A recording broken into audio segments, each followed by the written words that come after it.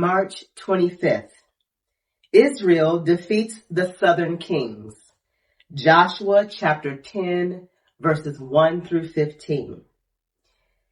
Adoni-Zedek, king of Jerusalem, heard that Joshua had captured and completely destroyed Ai and killed its king, just as he had destroyed the town of Jericho and killed its king.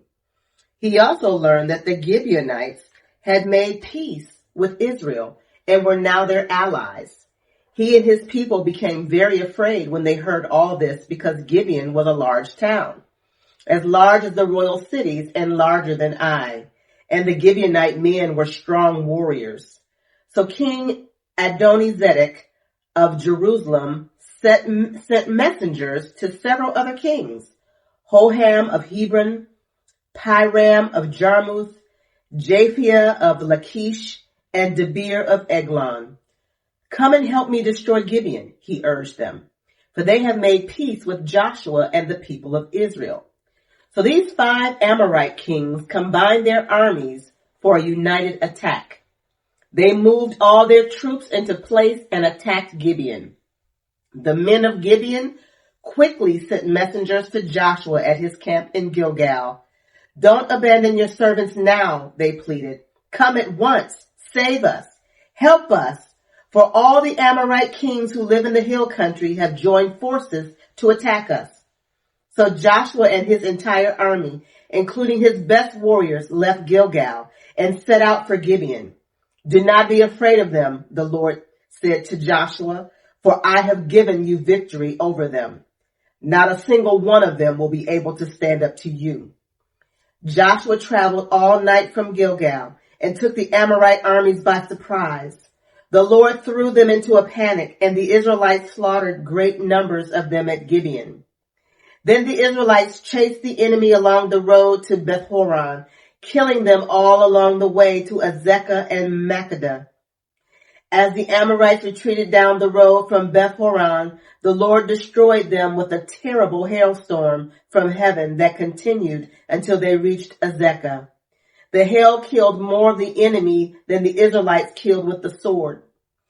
On the day the Lord gave the Israelites victory over the Amorites, Joshua prayed to the Lord in front of all the people of Israel.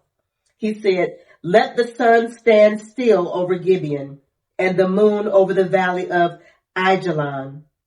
So the sun stood still and the moon stayed in place until the nation of Israel had defeated its enemies. Is this event not recorded in the book of Jasher? The sun stayed in the middle of the sky and it did not set on a normal day. There has never been a day like this one before or since when the Lord answered such a prayer. Surely the Lord fought for Israel that day. Then Joshua and the Israelite army returned to their camp at Gilgal.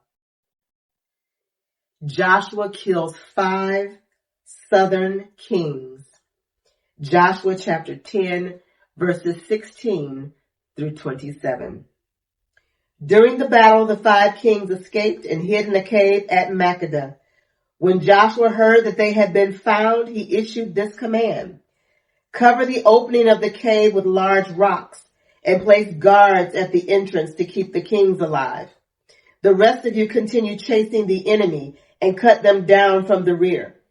Don't give them a chance to get back to their towns, for the Lord your God has given you victory over them. So Joshua and the Israelite army continued the slaughter and completely crushed the enemy. They totally wiped out the 5 armies except for a tiny remnant that managed to reach their fortified towns. Then the Israelites returned to safety to Joshua in the camp of Makkedah. After that, no one dared to speak even a word against Israel. Then Joshua said, remove the rocks covering the opening of the cave and bring the 5 kings to me. So they brought the 5 kings out of the cave, the kings of Jerusalem, Hebron, Jarmuth, Lachish, and Eglon. When they brought them out, Joshua told the commanders of his army, come and put your feet on the kings' necks. And they did as they were told.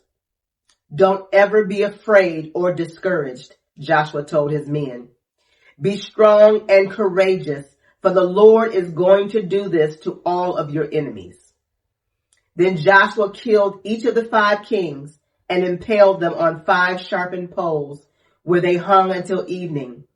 As the sun was going down, Joshua gave instructions for the bodies of the kings to be taken down from the poles and thrown into the cave where they had been hiding. Then they covered the opening of the cave with a pile of large rocks, which remains to this very day. Israel destroys the southern cities. Joshua chapter 10, verses 28 through 43. That same day, Joshua captured and destroyed the town of Makkedah. He killed everyone in it, including the king, leaving no survivors. He destroyed them all, and he killed the king of Makkedah as he had killed the king of Jericho. Then Joshua and the Israelites went to Libnah and attacked it. There too the Lord gave them the town and its king. He killed everyone in it, leaving no survivors. Then Joshua killed the king of Libnah, as he had killed the king of Jericho. From Libnah, Joshua and the Israelites went to Lachish and attacked it. Here again, the Lord gave them Lachish. Joshua took it on the second day and killed everyone in it, just as he had done at Libnah. During the attacks on Lachish, King Horam of Gezer arrived with his army to help defend the town. But Joshua's men killed him and his army, leaving no survivors.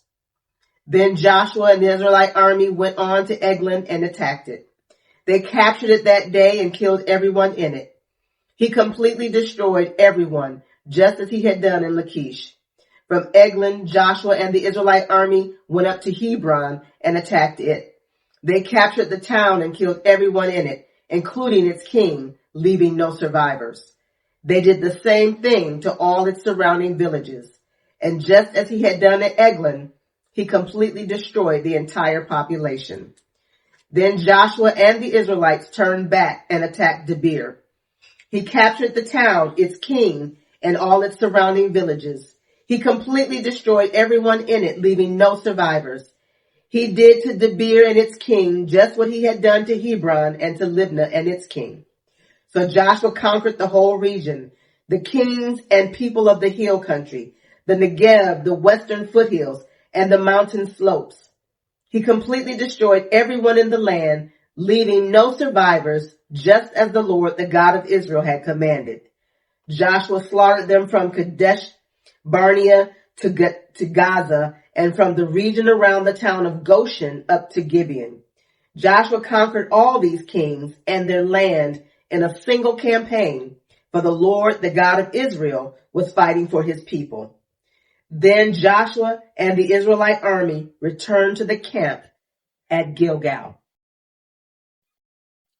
Israel defeats the northern kings. Joshua chapter 11, verses 1 through 23. When King Jabin of Hazor heard what had happened, he sent messages to the following kings: King Jobab of Madon, the king of Shimron, the king of Akshaph, all the kings of the northern hill country, the kings in the Jordan Valley, south of Galilee, the kings in the Galilean foothills, the kings of Naphthdor on the west, the kings of Canaan, both east and west, the kings of the Amorites, the Hittites, the Perizzites, the Jebusites in the hill country, and the Hivites in the towns of the slopes of Mount Hermon in the land of Mizpah.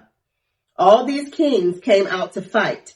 Their combined armies formed a vast horde, and with all their horses and chariots, they covered the landscape like the sand on the seashore. The kings joined forces and established their camp around the water near Merom to fight against Israel. Then the Lord said to Joshua, "Do not be afraid of them. By this time tomorrow I will hand all of them over to Israel as dead men. Then you must cripple their horses and burn their chariots." So Joshua and all his fighting men traveled to the water near Merom and attacked suddenly. And the Lord gave them victory over their enemies. The Israelites chased them as far as Greater Sidon and Mizraphim, and eastward in the valley of Mizpah, until not one enemy warrior was left alive. Then Joshua crippled the horses and burned all the chariots, as the Lord had instructed. Joshua then turned back and captured Hazor and killed its king. Hazor had at one time been the capital of all the kingdoms. The Israelites completely destroyed every living thing in the city, leaving no survivors. Not a single person was spared. And then Joshua burned the city. Joshua slaughtered all the other kings and their people, completely destroying them just as Moses, the servant of the Lord, had commanded. But the Israelites did not burn any of the towns built on mounds except Hazor, which Joshua burned. And the Israelites took all the plunder and livestock of the ravaged towns for themselves. But they killed all the people, leaving no survivors. As the Lord had commanded his servant Moses, so Moses commanded Joshua, and Joshua did as he was told, carefully obeying all the commands that the Lord had given to Moses. So Joshua conquered the entire region, the hill country, the entire Negev, the whole area around the town of Goshen and western foothills, the Jordan Valley, the mountains of Israel, and the Galilean foothills. The Israelite territory now extended all the way from Mount Halak, which leads up to Seir in the south, as far north as Baal Gad at the foot of Mount Hermon in the valley of Lebanon. Joshua killed all the kings of those territories, waging war for a long time to accomplish this. No one in this region made peace with the Israelites except the Hivites of Gibeon. All the others were defeated, for the Lord hardened their hearts and caused them to fight the Israelites. So they were completely destroyed without mercy, as the Lord had commanded Moses. During this period, Joshua destroyed all the descendants of Anak who lived in the hill country of Hebron, Debir, Anab, and the entire hill country of Judah and Israel. He killed them all and completely destroyed their towns. None of the descendants of Anak were left in all the land of Israel, though some still remained in Gaza, Gath, and Ashdod. So Joshua took control of the entire land, just as the Lord had instructed Moses. He gave it to the people of Israel as their special possession, dividing the land among the tribes, so the land finally had rest from war. Kings defeated east of the Jordan. Joshua chapter 12, verses 1 through 6. These are the kings east of the Jordan River who had been killed by the Israelites and whose land was taken. Their territory extended from the Arnon Gorge to Mount Hermon and included all the land east of the Jordan Valley. King Sihon of the Amorites, who lived in Heshbon, was defeated. His kingdom included Aroer on the edge of the Arnon Gorge and extended from the middle of the Arnon Gorge to the Jabbok River, which serves as a border for the Ammonites. This territory included the southern half of the territory of Gilead.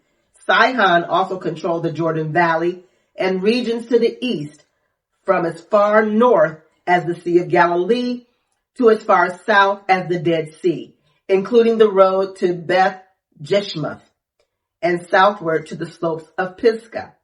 King Og of Bashan, the last of the Rephaites, lived at Ashtaroth and Edrei. He ruled a territory stretching from Mount Hermon to Selka in the north and to all of Bashan in the east and westward to the borders of the kingdoms of Gersher and Makkah. This territory included the northern half of Gilead as far as the boundary of King Sihon of Heshbon. Moses, the servant of the Lord, and the Israelites had destroyed the people of King Sihon and King Og. And Moses gave their land as a possession to the tribes of Reuben, Gad, and the half-tribe of Manasseh. May the Lord add a blessing to the reading and to the hearing of his holy word.